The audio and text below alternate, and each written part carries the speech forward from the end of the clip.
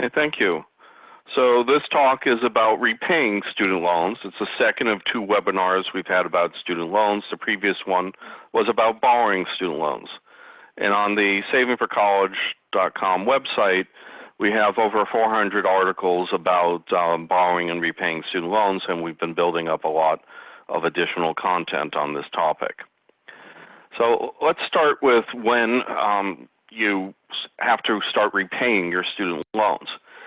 With federal student loans, repayment obligation is deferred during the in-school period and a 6-month grace period after graduation.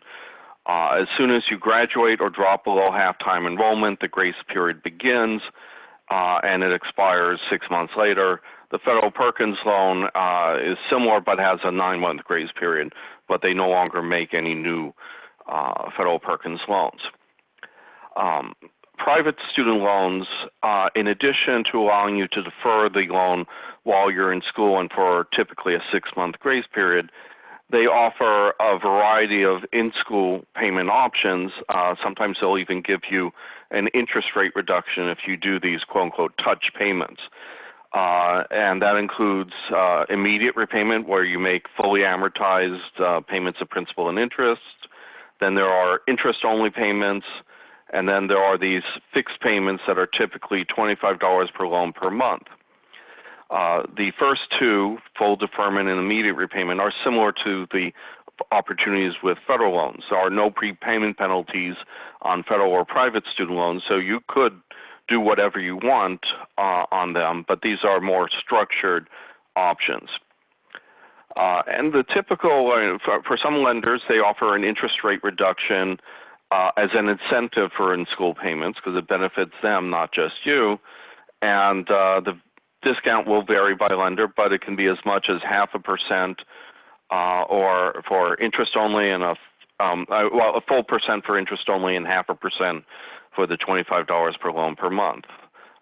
But it varies by lender. As I mentioned, the federal Perkins loan ended in 2017-18, and it had a 9-month grace period. But the benefit of starting to repay your loans while you're in school is that the interest that accrues during that in-school period, if you don't pay it as it accrues, will get capitalized, which means it gets added to the loan balance, increasing the amount of debt. For a typical student, the interest that accrues during the in-school period can increase the loan balance by as much as a fifth. And the problem with capitalization, besides increasing the amount of debt, is that once that interest is capitalized, it starts charging interest on interest, so you start compounding the interest. With federal loans, the interest is capitalized once when the loan enters repayment. With private student loans, some do the same, but others can capitalize the interest as frequently as monthly. Now, the average debt at graduation for students who graduate in 2019 is just under $30,000 for students with a bachelor's degree. Students with graduate degrees may borrow well into the 6 figures, especially for medicine, law, or a PhD. So, and these percentages show that more than 2/3 of students in bachelor degree programs are graduating with debt. For medicine, it's 7/8. For a PhD, it's half of the students, and nearly 2/3 for people pursuing a law degree. So the reality of college education is that it does involve debt for most people.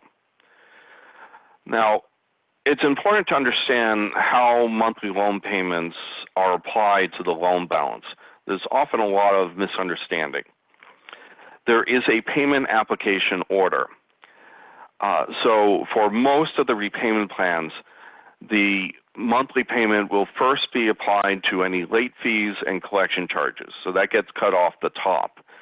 Then it's applied to interest. And only after the new interest that is accrued has been paid is it applied to the loan balance. So if you have a repayment plan that has a longer repayment term, that's going to yield smaller monthly payments. Those smaller monthly payments means less of that payment is going to go to the principal balance of the loan.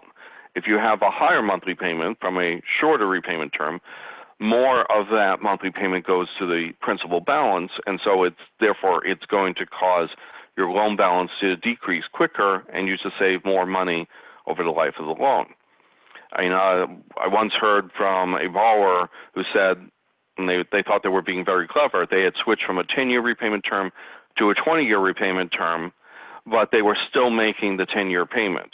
And they thought that they were going to save money that way as compared with staying in that 10-year repayment plan.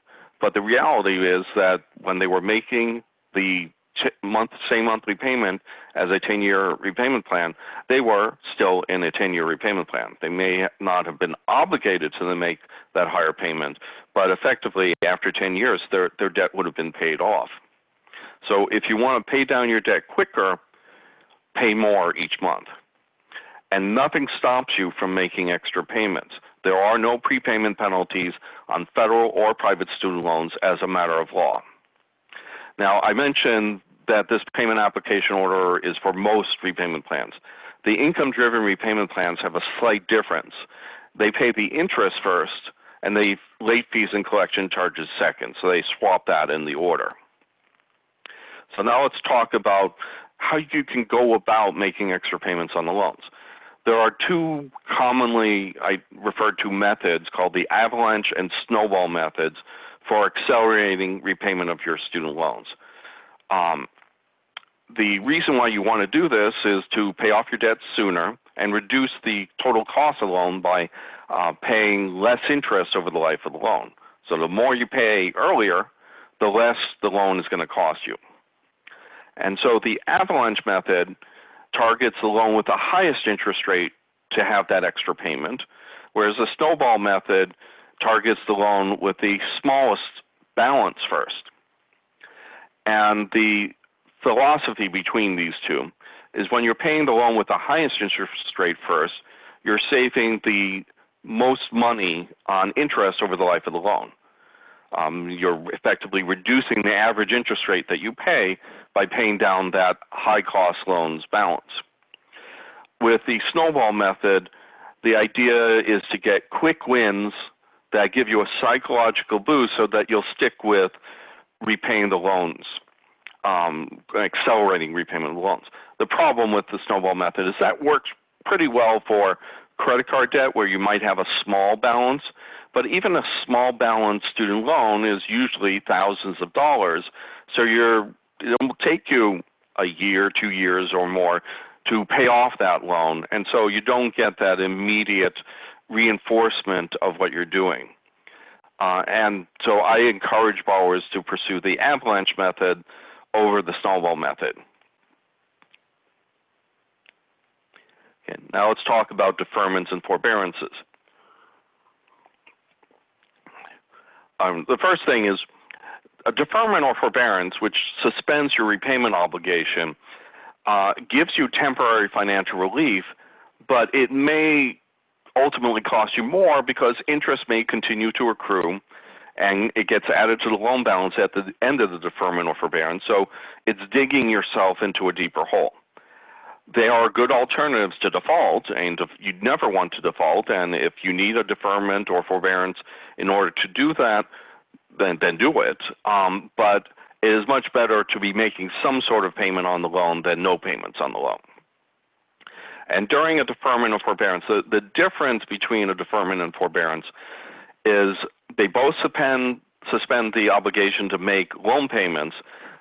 The difference is in how interest is handled. With a forbearance, interest will accrue on every loan, and if you don't pay it, it gets capitalized. With a deferment, the subsidized federal loans have their interest paid by the federal government, whereas the unsubsidized loans, the interest remains your responsibility. So the deferments will cost you a little bit less if you have any subsidized loans.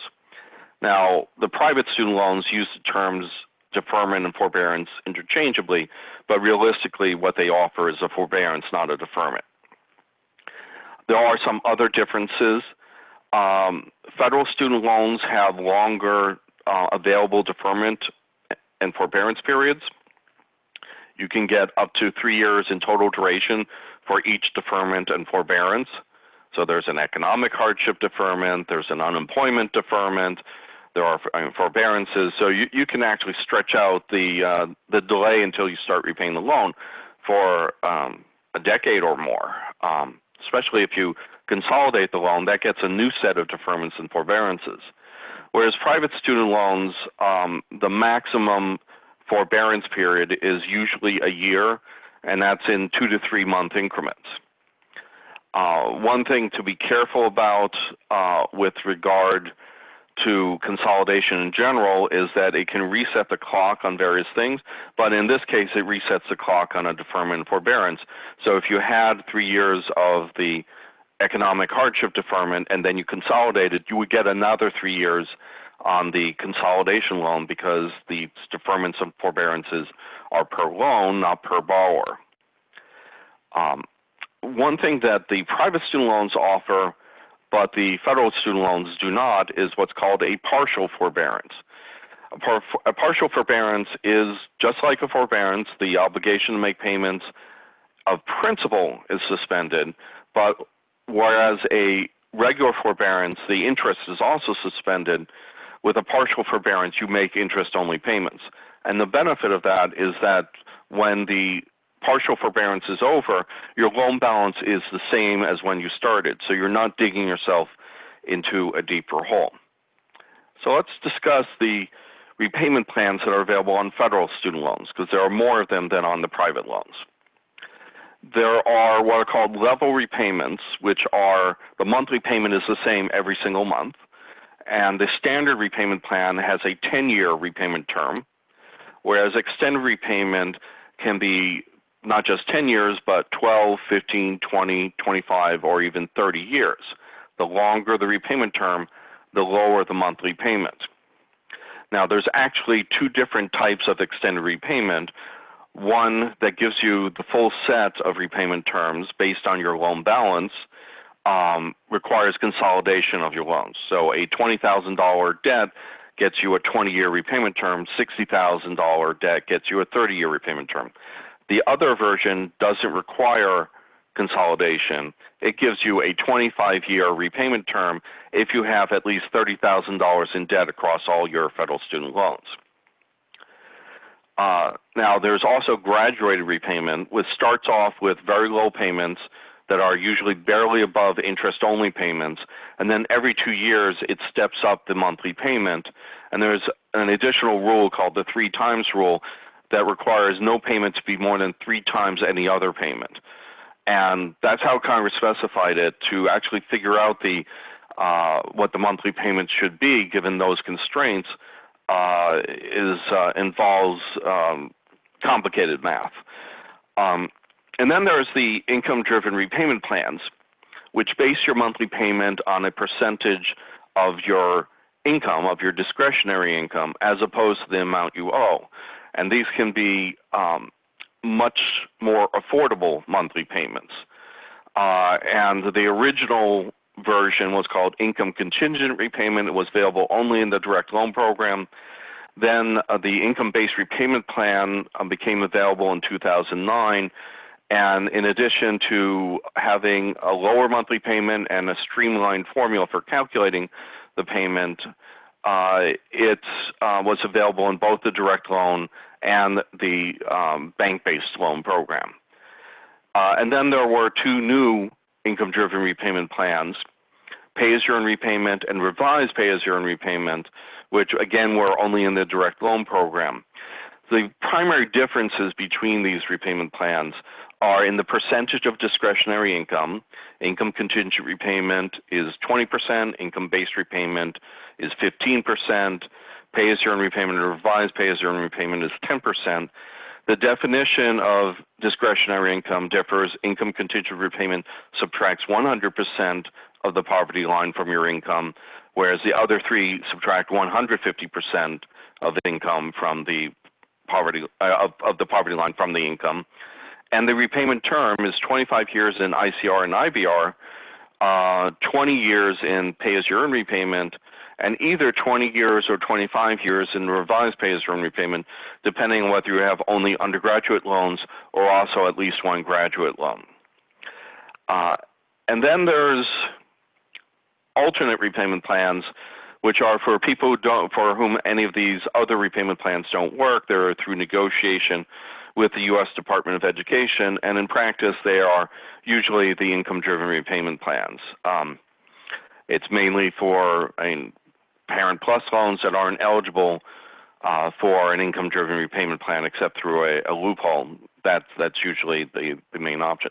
So let's compare the impact of these different repayment plans on the monthly payments and the total loan payments over the life of the loan.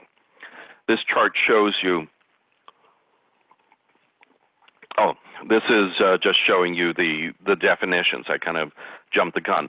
And the bottom two lines of this are two proposed income-driven repayment plans. Something about income-driven repayment plans that causes policymakers, both Republican and Democrat, they love it, and they want to create their own variation on it so that they can call it their own. So President Trump, during his election campaign, proposed that instead of 10, 15, or 20% of discretionary income, it would be 12.5%. And instead of 20 or 25 years, it would be 15 years for undergraduate students and 30 years for graduate students. Graduate students didn't really like that because it's essentially indentured servitude for them. There are two other characteristics of the income-driven repayment plans. One is whether there's a payment cap. With several of them, the monthly payment will not increase beyond the standard 10-year repayment. So IVR and pay-as-you-earn repayment do that, as does a proposal from Joe Biden. The others do not. So as your income increases, the monthly payment can increase without bound. The other issue is whether they have a marriage penalty. And that's, is it based on just the borrower's income, or if you're married, is it also based on your spouse's income? And for several of these, if you file married filing separately, it's based on just your own income. The Repay plan and President Trump's proposal have the marriage penalty, and so if you get married, your monthly payment may increase. Joe Biden would cut the current percentage of discretionary income from 10% to 5%, and instead of pegging it to 150% of the poverty line, which for a family of one is around $25,000, he would just explicitly peg it to $25,000. It would be a 20-year repayment term, and there would be a payment cap and no marriage penalty. Now let's look at the comparison of level repayment for a 10 and 20-year repayment term. And this example assumes $20,000 in debt at a 6.8% interest rate, which used to be the fixed rate on federal student loans. It's now pegged to the 10-year Treasury note plus a margin. This year's starting July 1st, on undergraduate Stafford loans, it's going to be 2.75%. So 6.8% is a little bit high for that, but it is close to the historical average interest rate on federal student loans. So what we see here is that if you go from 10 years to 20 years, you're cutting the monthly payment by about a third. And you change the interest rates, that changes a little bit, but it's still around a third. But your total payments, because you're repaying for twice as long, they're about a third higher, because your loan balance is sustained at a higher balance and therefore higher interest per month for a much longer time. So you pay more than double the interest on a 20-year term than you do on a 10-year term. And the average annual interest, though, is only slightly higher on the 20-year term. The real issue is that you're paying it for twice as long. Now, there's something called a net present value, which I won't get into, but it's a way of discounting payments that are far in the future so that they don't really cost you as much, because $1 10 years from now is not worth the same as $1 today. Now, let's compare some of the other repayment plans. Here we have the various extended repayment plans, and we just showed with a 20-year term that the reduction in monthly payment is about a third, but you're more than doubling the total interest paid over the life of the loan. With a 30-year repayment term, it's 43% reduction in the monthly payment, but it's 3.5 times the total interest over the life of the loan, 254% increase. Graduated repayment, I mean, your monthly payment may start off at about half of the standard repayment amount, and because it's usually a longer repayment term, you are still having a reduction over the life of the loan, and you're almost doubling the total interest paid over the life of the loan. Then with the income contingent repayment plan, and you have an initial reduction. It varies significantly based on your income of about 4/10, 2/5, and that this declines as your salary increases. And it has about the same average reduction in monthly payments as a graduated repayment plan, but it's significantly increasing the total interest paid. The graduated repayment came long before the income-driven repayment plans. It was essentially a simplified attempt at basing the monthly payment on income with an assumption that your income starts off low and it increases over time, but it wasn't specifically pegged to your income. It was just sort of roughly aligned to that. With the income-driven repayment plans, they were able to exactly align the monthly payment to your income, or specifically your discretionary income. Now let's turn to consolidation and refinancing student loans. The idea behind both of these is you're replacing all your loans, or all your federal loans, or all your private loans with a new loan to try to streamline the repayment process. So instead of having, a typical student's going to graduate with about 8 to 12 loans. A few years ago, they could graduate with as many as 16 loans. And that's just the federal loans. And if they also borrowed private loans, they might have an additional loan per year. And that can be a lot to manage. And it's not uncommon for a student to forget about the loan that they had. What consolidation and refinancing does is it replaces with just one loan, or just one federal and one private loan, though some people can refinance federal loans into private loans. So you only have one monthly loan payment to do. Now, with a lot of these loans, if all your loans are with a single lender, they'll do unified billing where you get one bill for all your loans each month. Now, a difference between federal loans and private refinance is in the interest rate. With a federal consolidation loan, as the name suggests, it's really not a refinance where you get a new interest rate. The interest rate on a federal consolidation loan is more or less preserving the cost of the loan. It's the weighted average of the interest rates on the individual loans rounded up to the nearest 1/8 of a point, which is just a small increase. Sometimes there's no increase. Whereas with a private consolidation loan or refinance, you're getting a new interest rate based on your credit score, and if you have a cosigner, the credit score of your cosigner, as well as other factors. And so if you have a better credit score than when you originally borrowed the loans, you may get a lower interest rate. Also, if prevailing interest rates change, you may get a lower or higher interest rate. Right now, it might be a lower interest rate. The problem with a refinance is you have to have a better credit score. Right after you graduate, you're going to have the lowest credit score of your entire college career, because each year you're in school, the amount that you've borrowed has increased, so your credit utilization has increased. Therefore, they're going to, and you're not going to have as good a credit score, and you're going to get a higher interest rate.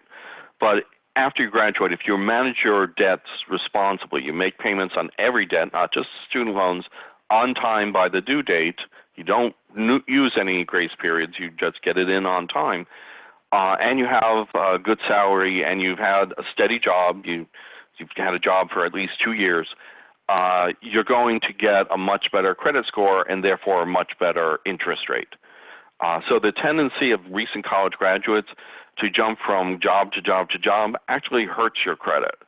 So if you're planning on refinancing your student loans, you should aim to stay with that job for at least a few years, or at least until you refinance your loans, and then after that, there's nothing that prevents you from switching to a different job. Now, as I mentioned before, consolidating the loan is going to reset the clock because it's a new loan. So your deferments and forbearances are going to start over. So you'll have a fresh 3-year deferment or forbearance on federal loans, 1 year on private loans. And it also, unfortunately, resets the clock, or it seems to, on loan forgiveness programs.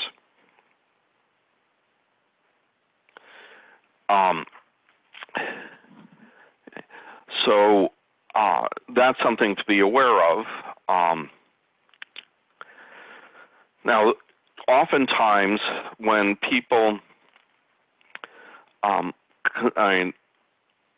when they consolidate their loans or they refinance their loans, they don't necessarily keep the same repayment term.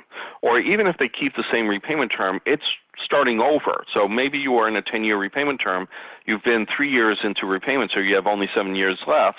You consolidate your loans, you get a new 10-year repayment term, so you're kind of starting over, though your monthly payment may be lower. With some of the private student loans, they usually have shorter repayment terms, and most of your savings is coming from the shorter repayment term, not necessarily from a lower interest, if the interest rate is even lower. So that's something to be careful about. And when you're looking at a consolidation loan or a refinance, look at what the monthly payments are and what the total payments are over the life of the loan, or total interest over the life of the loan, so that you can see how those balance out. Now, the other thing, a reason why you might not want to consolidate or refinance is if you have, your loans have a lot of different interest rates, whether, say, 1 or 2 of your loans have much higher interest rates, because once you consolidate, that's a single loan. You can't target that highest rate loan for quicker repayment. And you should compare the average interest rate on the loans, except for those high interest loans, with the new rate that you're getting. If the new rate that you're getting is higher than the average of the all but the highest rate loan, then you may not actually save any money compared to paying off that high rate loan quicker. And if you can make extra payments, that may be a better strategy for you. Now let's talk about public service loan forgiveness. All right, so it typically uses an income-driven repayment plan, but instead of paying off the loan in 20 years or 25 years, with that forgiveness at the end of that period being taxable to you, it provides tax-free forgiveness after just 10 years, 120 payments. So, I mean, taking a public service job could potentially save you a lot of money. You can use a standard repayment plan, not just income-driven repayment plans, but with a standard repayment plan, if you were only in a standard repayment plan, your debt would be paid off after 10 years, so there wouldn't be any remaining debt to forgive. The reason why standard payment is there is maybe you were in an income-driven repayment plan for a few years, earning some forgiveness. The standard repayment plan essentially preserves the forgiveness that you earned. And while you're repaying the loans, you must be working full-time or in a combination of part-time jobs that amount to full-time, but they all must be public service jobs. Now, as an alternative to the income-driven and standard repayment plans, there is something called temporary expanded public service loan forgiveness that lets you qualify if you were in an extended or graduated repayment plan. But since these can result in monthly payments that are lower than in the income-driven repayment plans, depending on what point you are in or how long your repayment term or what your income is, there's a requirement that for the TEPSLF, as it's known by its acronym, or Temporary Expanded PSLF, your last year of payments have to be at least as much as they would have been under an income-driven repayment plan. So if they aren't going to be, and you always have the option of just for the last year of your loans just switching into an income-driven repayment plan, then you will qualify. Now, you may have heard that the approval rate for public service loan forgiveness and temporary expanded public service loan forgiveness is about 1%. So very few people who apply for it are qualifying. And the reason for that is that most people have not made the 120 payment requirement. In fact, many people who applied hadn't been in repayment for 10 years. You can't make 120 monthly payments without having been in repayment for at least 10 years. But that suggests that maybe the borrowers can't count, or maybe there's wishful thinking going on. But there's also been a few cases where the loan servicer has not counted the number of payments, qualifying payments, that a borrower made correctly. So apparently the borrower and the lender are having trouble counting qualifying payments. And there are also other issues. For example, the qualifying jobs must be either working for federal, state, county, or local government, or working for a nonprofit, tax-exempt charitable organization. Some borrowers were working for a government contractor, but not directly for the federal government. Well, that government contractor doesn't qualify.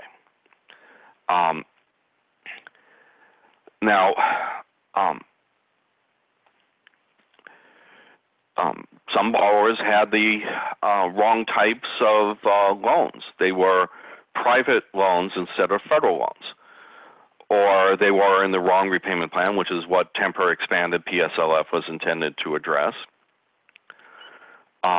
And even if you had federal loans, only federal loans in the direct loan program would qualify. If you had a loan in the bank-based guaranteed student loan program known as the Federal Family Education Loan Program, those loans don't qualify, but you could make them qualify by consolidating them into the direct loan program. Any of the payments you had made in income-based repayment in the FFEL program don't count, because consolidation resets the clock on forgiveness. And some borrowers would ask their lender, am I in the income-based repayment plan? And the lender would truthfully say yes. Well, the borrower really meant to say, am I qualifying for public service loan forgiveness? And to that question, the lender would have had to have said no, but they didn't ask the right question, and the lenders have no obligation to answer what you really meant but didn't say. Now, Parent Plus loans are technically eligible for public service loan forgiveness. There's nothing in the definition of public service loan forgiveness that rules out parent loans.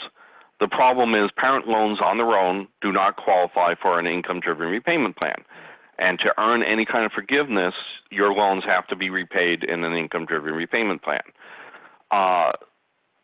There is, however, a workaround. There is a loophole, perhaps intentional loophole in the law, which allows a borrower to get income contingent repayment on Parent Plus loans if they are included in a consolidation loan, a federal direct consolidation loan. To qualify, these loans have to have entered repayment on or after July 1, 2006, and the Parent Plus loan must be in that direct consolidation loan. Then the direct consolidation loan qualifies for income contingent repayment. Now, remember, income contingent repayment is 20% of the amount by which your adjusted gross income exceeds 100% of the poverty line. So it's the income-driven repayment plan with the highest monthly payment, and it's got normally a 25-year repayment term. But with public service loan forgiveness, the balance is canceled, the remaining balance is canceled after 10 years, and that forgiveness is tax-free. So if the parent is seeking, working a public service job, this may be a good option for them. But it requires jumping through a few hoops. You have to consolidate the loans, but it's worth investigating. Now, loan forgiveness is more generally described as loan cancellation. There are also other types of cancellations, such as loan discharge. So federal education loans have a long list of possible discharges.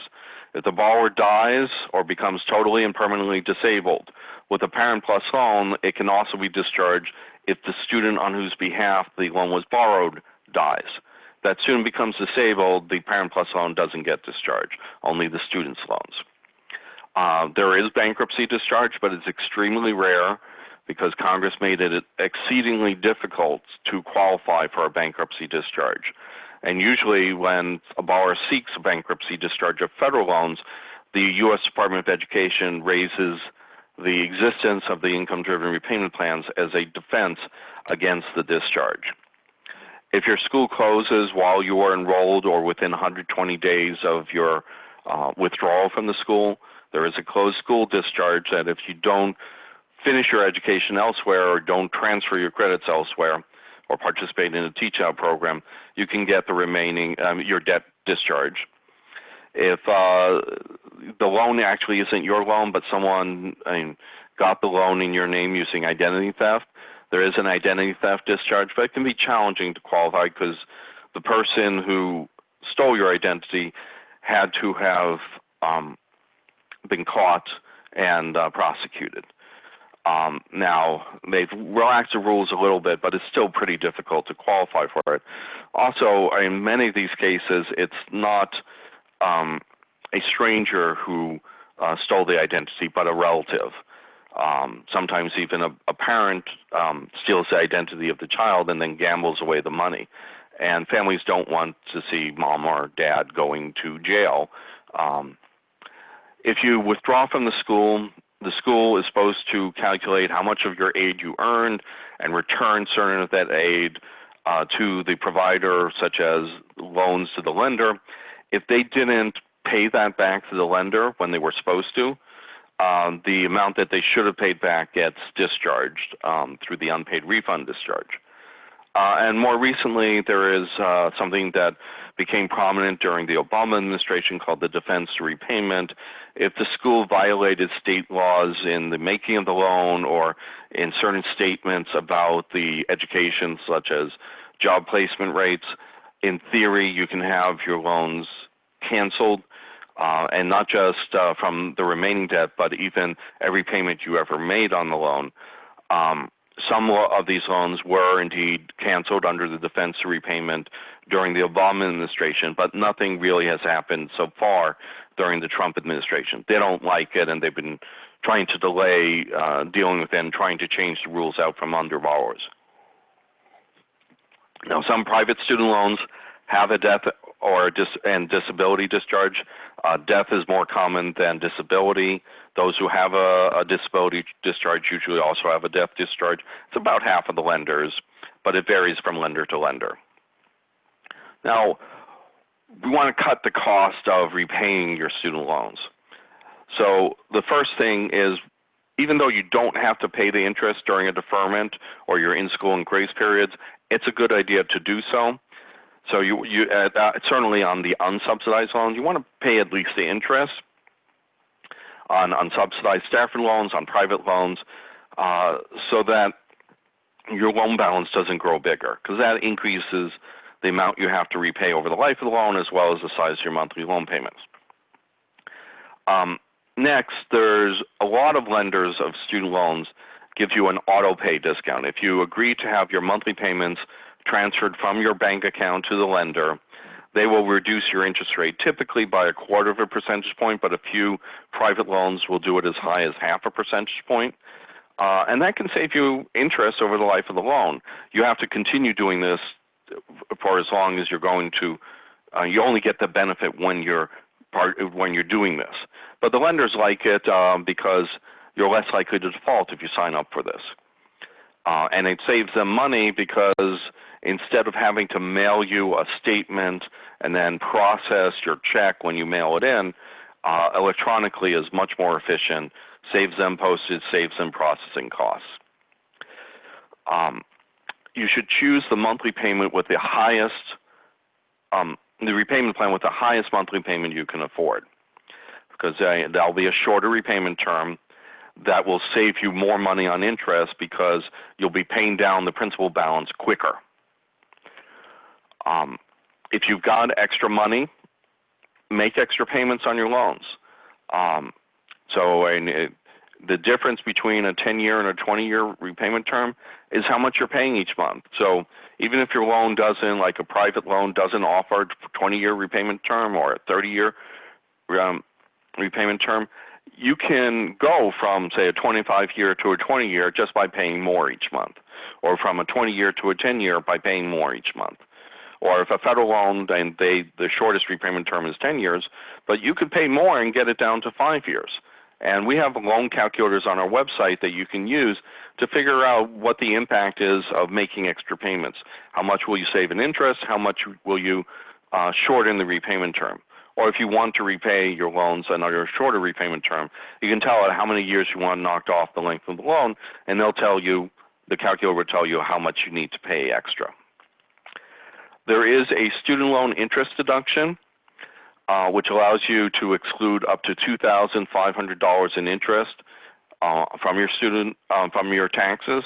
We'll get to more details in a bit, but that can save you money on your taxes.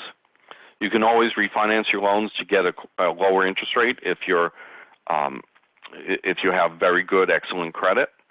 And there are a variety of more innovative ways. There's a Roundup app, one of which is ChangeEd. There are a few of these where when you're using your credit card to make purchases, it'll round up and take that change and use that to pay down your debt. But it's not taking the change from by increasing the charges that you're paying. What it does is it transfers that change from your bank account. So it's a way of, instead of having a change jar where you dump your change at the end of the day, it's doing it with your credit cards to have extra money going to pay down your student loan debt. Another option is there are a lot of rewards credit cards where you can earn cash back. I'm probably familiar with Discover Card, which gives you 1% or so cash back. Well, there are now credit cards that sweep that reward. Instead of issuing you a check or credit on your bill, they're sweeping that into your student loan to try to pay back your student loan. So Sallie Mae has the Accelerate card. One caution, if you carry a balance on your credit cards, it's probably not worth choosing the cashback reward because you're better off just paying down your debt quicker and not carrying a balance from month to month. There are also some other options. Many employers now, and about 8% of employers have student loan repayment assistance programs where they'll give you an extra $100 a month to pay down your student loan debt. These are tax-free through the end of the year because of the CARES Act, and hopefully will eventually be made permanently tax-free, but that's a good option. Also, a word of warning about refinancing a federal loan into a private loan. Federal loans have better benefits than private loans. When you refinance a federal loan into a private student loan, you lose those benefits. So you need to carefully review those benefits to make sure that they're worth giving up. Because right now, the federal loans that are held by the U.S. Department of Education have a payment pause and interest waiver through this September 30th. Private loans don't have that interest waiver. But sometimes you can get a lower interest rate on a federal loan, especially if you're refinancing Parent Plus loans or Grad Plus loans into a private loan. If you have excellent credit, you may actually qualify for a lower interest rate. So let's talk a little bit about the student loan interest deduction. As I said, it's about up to $2,500 in interest that you pay on federal, and most private student loans can be excluded from income, which means your income gets reduced, which decreases your tax liability. And you can do this even if you don't itemize deductions, because it's above the line, not below the line. The maximum that you could save on your tax bill is $600.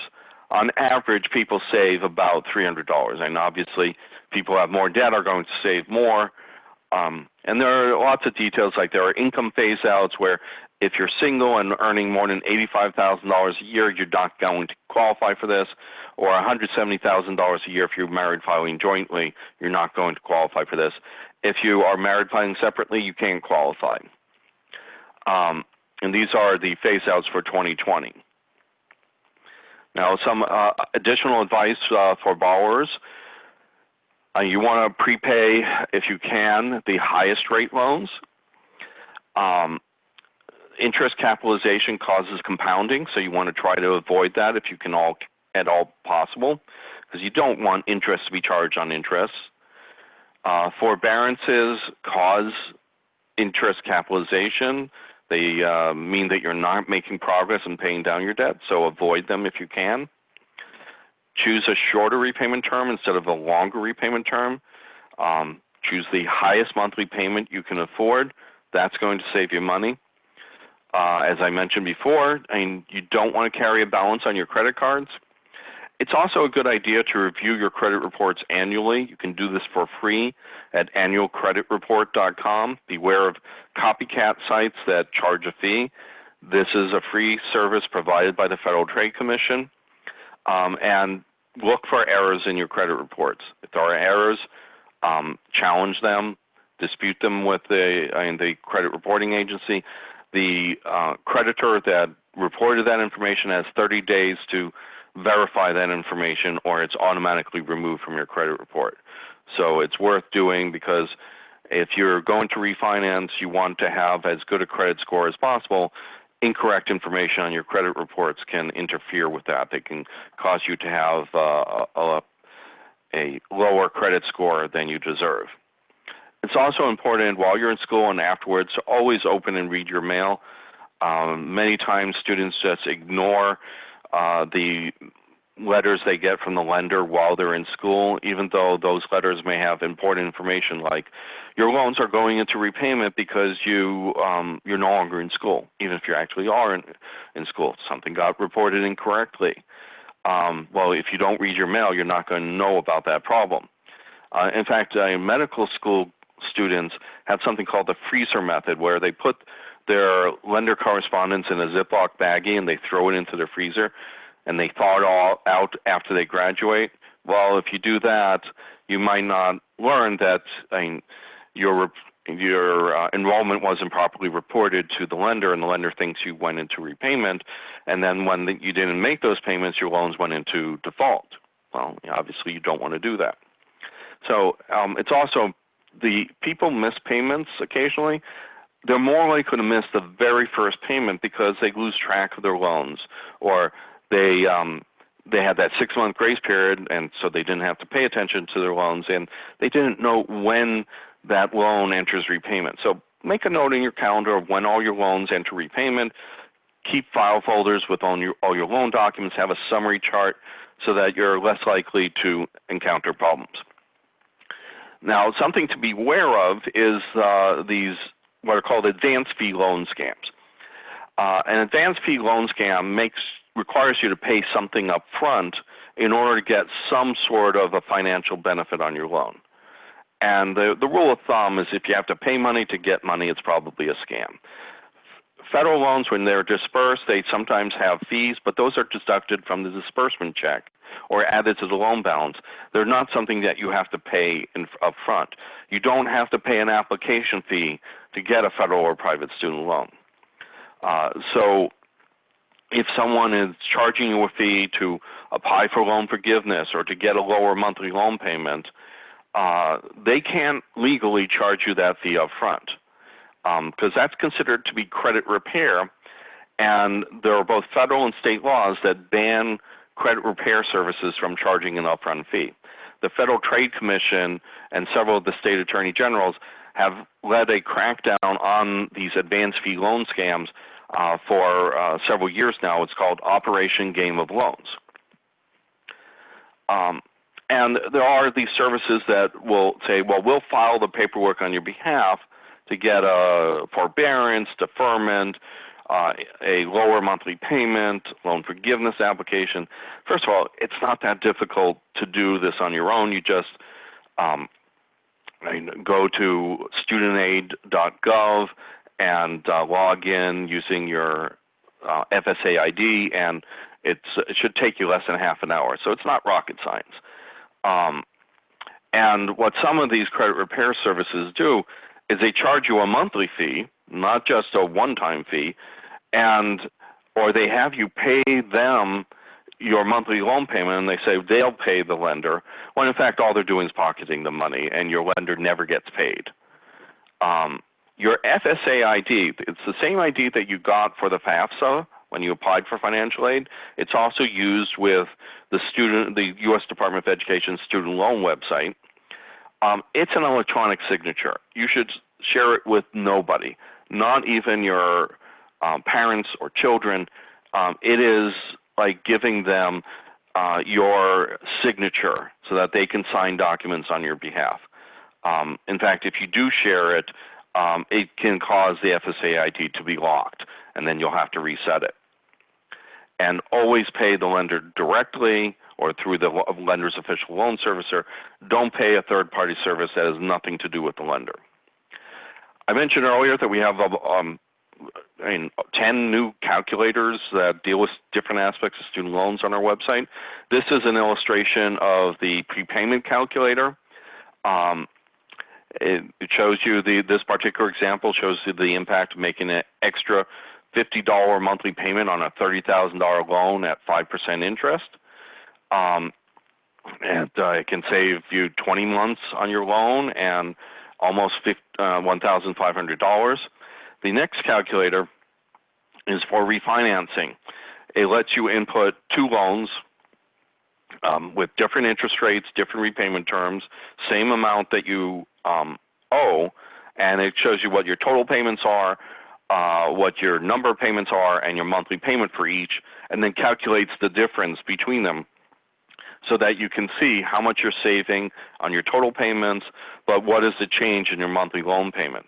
So it might be that you're saving some money on interest, but it's mostly because you're paying more per month, which is something that you can do on your own without refinancing your loans.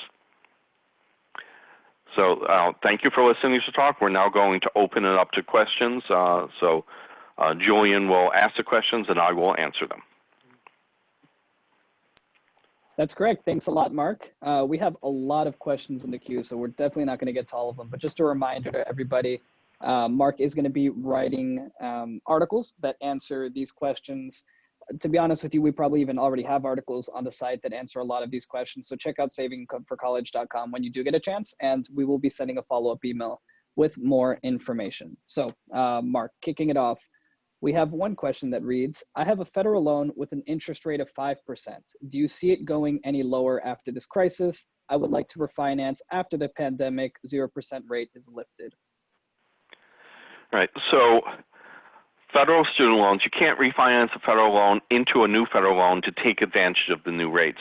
The new interest rate on federal student loans for undergraduate students will be decreasing by a little bit more than 1.7 percentage points, and it'll hit a new historic low of 2.75% for new loans that are first dispersed on or after July 1st, 2020.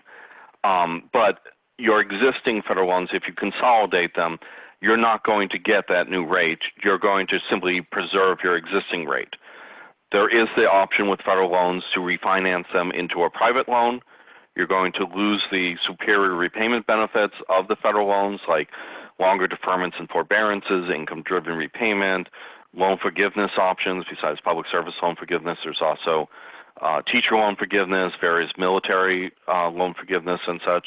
You lose all of that, but if you have a really good credit score, you might get a lower interest rate, especially if you're comparing PLUS loans to the private loans.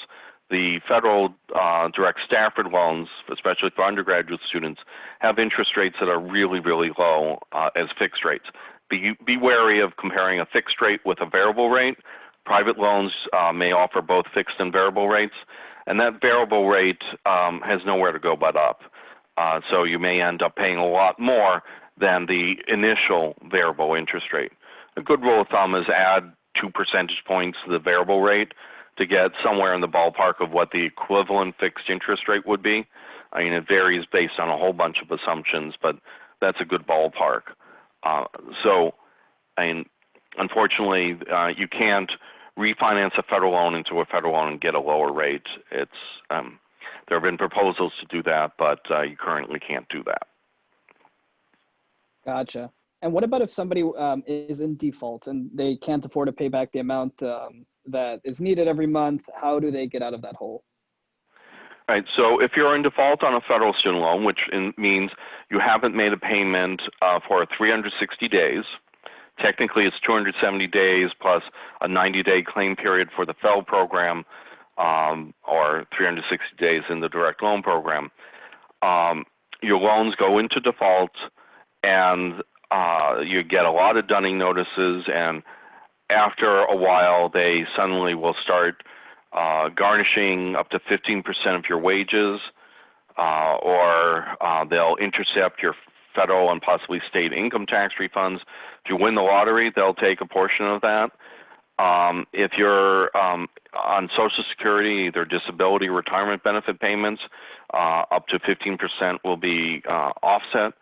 And your credit gets ruined. So there's a lot of nasty things that occur. And also, as much as a fifth of every payment that you make will go to collection charges instead of paying the interest and principal on your loan.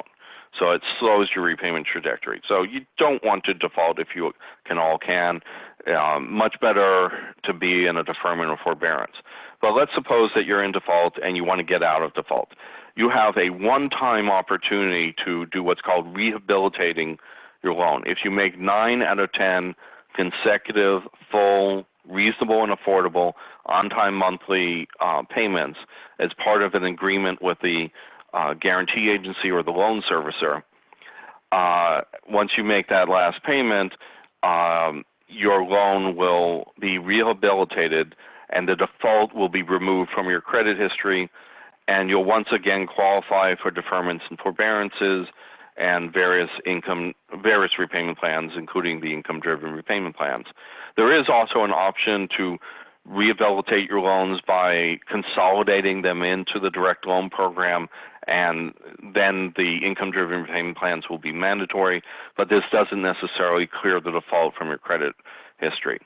Also, when you rehabilitate your loans, the collection charges get added to your loan balance. It's actually less than what the payoff amount would be with collection charges, because if you're paying a fifth of your payment, it's going to the collection charges.